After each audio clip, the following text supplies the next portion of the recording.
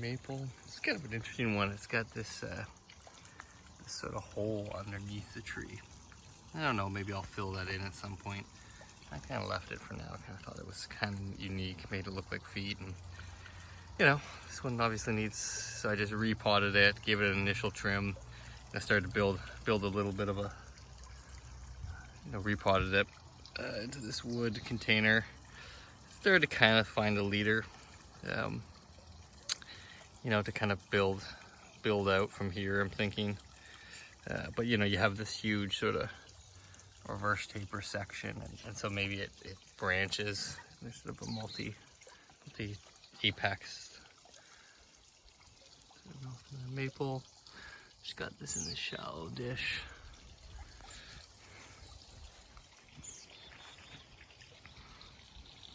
Little maple, bird's nest spruce.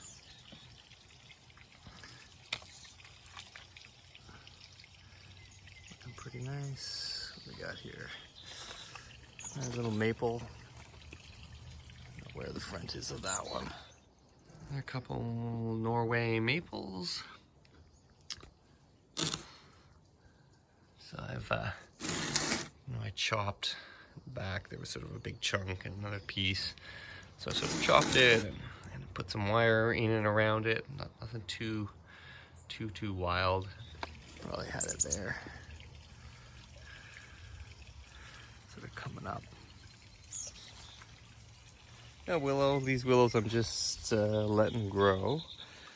So, you know, these are all new shoots. But I'll turn all these down once they get a lot longer. Create that sort of second canopy. Western hemlock. It's really filled out. I'll give you the before and after for this one.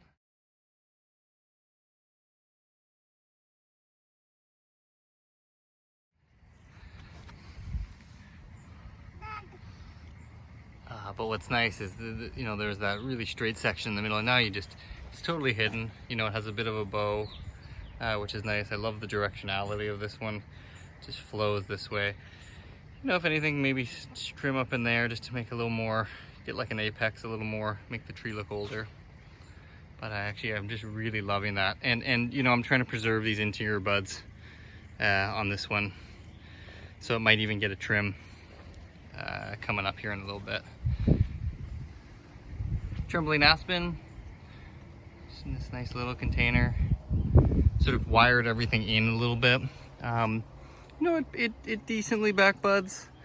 So I'll probably pinch off these tops, try to push it back, and it gets this leaf miner. So I've been hand pulling them off as well as spraying them. But this year it's been really good because I've been kind of on it. So it's really nice. Make it look like a willow. This is that Black Hill Spruce? Yeah, Black Hill Spruce I got from the nursery last spring. Wow, it feels like a lot longer ago. Sort of designed it up early last spring. I still got a lot of wire on there, and oh man, it's biting in.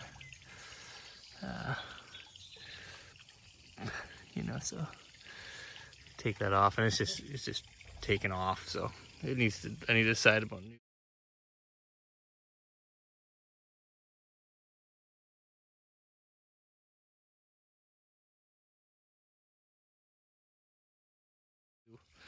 New apex, which will probably be maybe this branch. Come up trying to make it a little bit bigger, but yeah, just needs some work.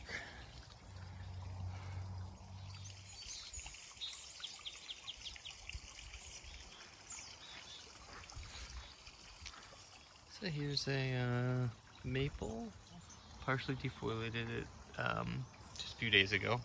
Hoping to get more, so light in the interior, and then some extra, might get a second flush. This is that fir I collected a couple years ago. A video of it. It's so each year I've been so this year I really took off the top, and I'm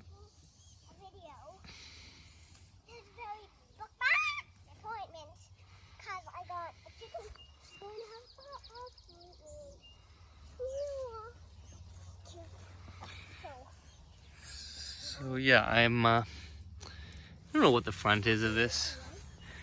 There's a few different angles maybe over here. Should probably pull some of this off and not let that bark get destroyed. But yeah, so what I did this year is I topped all the branches off up there, and you know, I probably could have got more aggressive and just had right here, you know, taken off those top bits. But I did kind of want to be careful because it was a little bit yellow, and you can see the size of the needles. And then look at this year, so way double, you know, double the width length. So it's putting on a lot of energy now, and it's getting some nice like little back buds in here. You know, boom, boom. So these are the sort of branches that I'm going to want to eventually use, where like this kind of thing I just need to get rid of, and then use all these. So it's coming along. Next year, I think next spring, I'll give it a nice, fertilize it really heavily this year, and then next spring give it a little something.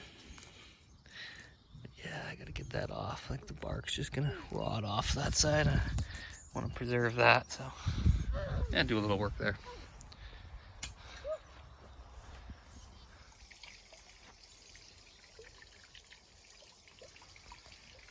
Subalpine fir. It's got a little more in the shade, and